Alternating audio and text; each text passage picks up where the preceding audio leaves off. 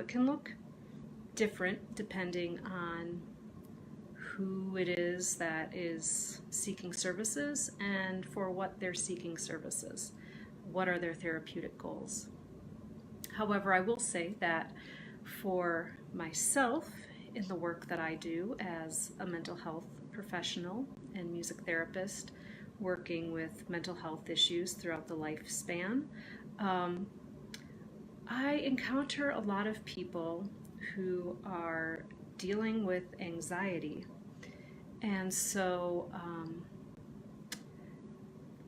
part of what I need to do as a therapist and part of what I do using music is to help people ground and self-regulate, come back into their bodies so that they can then tap into underlying emotions that they're feeling or thoughts that need to be expressed. So I want to give you a little example of some instruments that I may use in doing that and different interventions that I may use. So first is this. It's called an ocean drum, and you'll find out why if you aren't already getting an inkling. But I find that this particular instrument can be mesmerizing for people as they watch.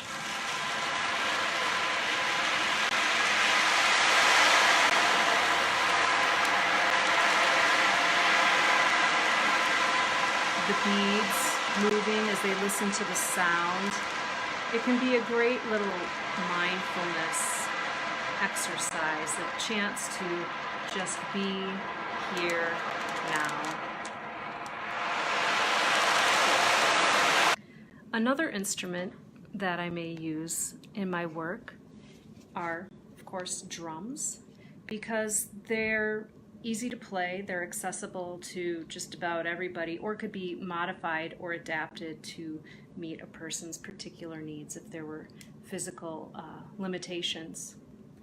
And sometimes that can be just a person needing to drum on their own. Whatever it is that they're needing to drum out. Or it could be a back and forth conversation as we explore communication and forms of expression. This is especially helpful in working with children who are maybe needing to develop those communication skills, or they just have a difficult time finding the words to say what they want to say.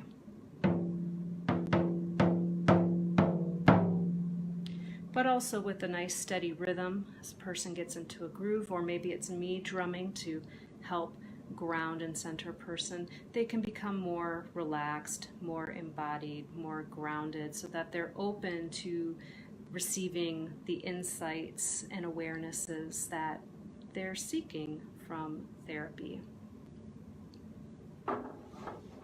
Questions that they may have in their life.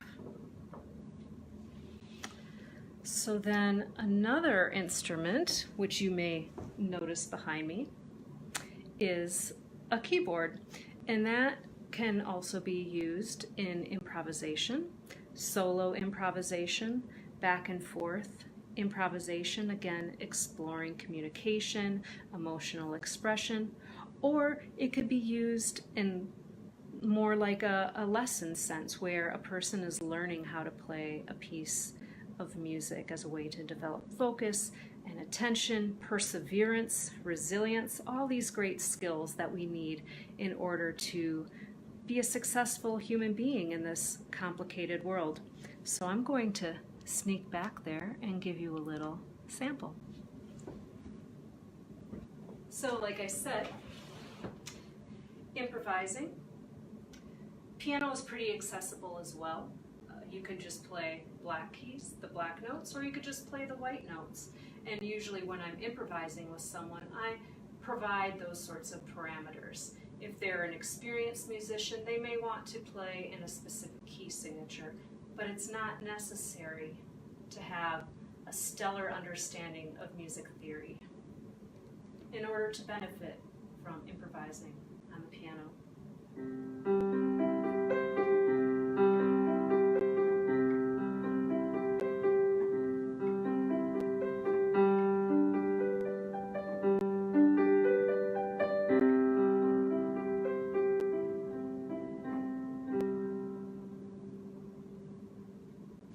When improvising together, I'm listening to what a client is playing and matching that at times, responding to that at times, trying to match the quality of their playing or the intensity or what it is that they're wanting to express through their playing. Following an improvisation, we may then follow up with talking about what the experience was like, or we may just be in silence. Sometimes when a person makes music or engages with music on a really deep level, someplace that touches them in their heart and in their soul, words aren't necessary. Actually, words may take away from the experience. So allowing that time and that space for the person to metabolize and integrate what that experience meant for them. Another instrument that I may use in my work, which also is helpful in calming people down, helping regulate their nervous system, helping them become more present and let the chatter in their minds drift away, is this instrument called a reverie harp. It is pentatonically tuned, which essentially means that there are no wrong notes. There are no wrong strings. Everything sounds good together. And this instrument is amazingly versatile. I use it in my hospice work when I'm working with people at end of life as a way to create sacred space if that is what's needed, using it to match the rate of their breath if they're feeling anxiety and that's manifesting in short breathing, matching the music to that, and then being able to entrain with them and then shift their respiration so that it's deeper and that they become more relaxed. But clients also enjoy playing this themselves. Sometimes it can be helpful for them to just simply strum the instrument, not really thinking about what it is that they're playing or what they're doing, but kind of like, a fidget toy, just simply strumming, listening to the sound, feeling the vibrations, which can also be beneficial in their own right. But then other times, someone may wish to explore and experiment with the sounds, and they may find themselves feeling drawn to playing individual strings and creating melodies and patterns.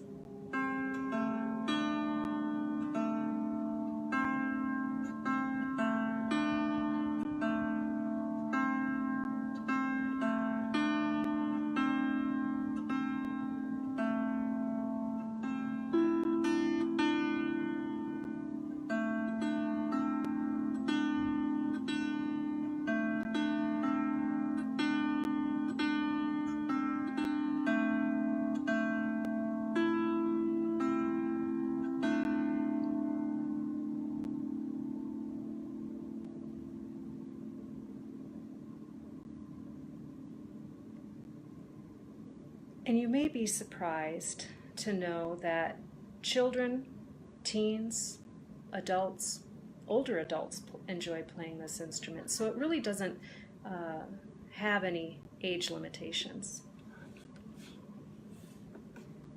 The last instrument I'd like to share with you is a pentatonic metallophone. It looks like this.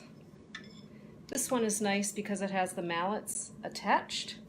So it's one less thing to lose if you're traveling, a traveling music therapist, as I sometimes am, going to schools or assisted living facilities, assisted living communities, memory care. But this is a really fun instrument too, because it's pentatonically tuned. There are only 5 different pitches, and everything sounds good. There's no right or wrong way to play this.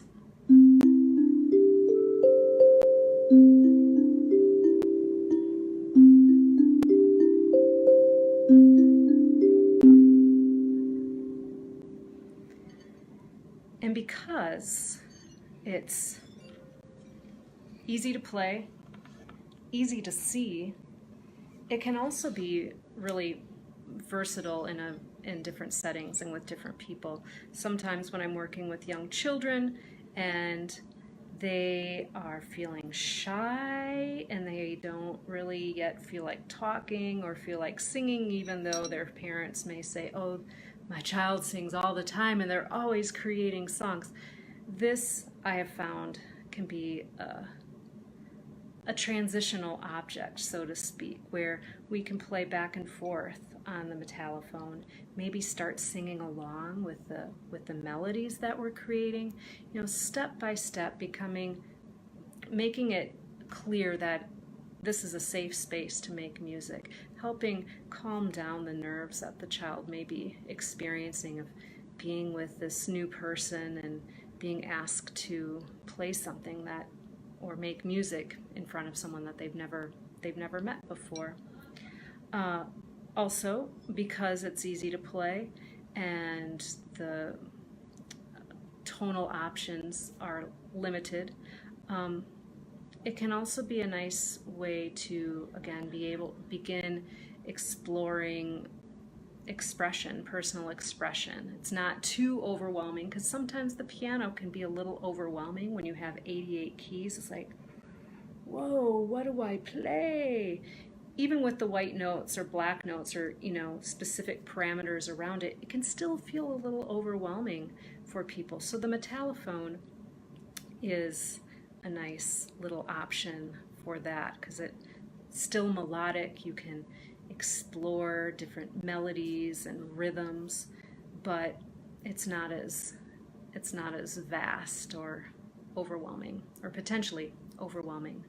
So in a music therapy session with me, you may find yourself having the opportunity to play with any of these instruments, or you may find yourself listening to music. We may be listening to music together and talking about the meaning of the song to you. So with that, that's just a little sampling of what a music therapy session may look like. It can involve playing a variety of instruments.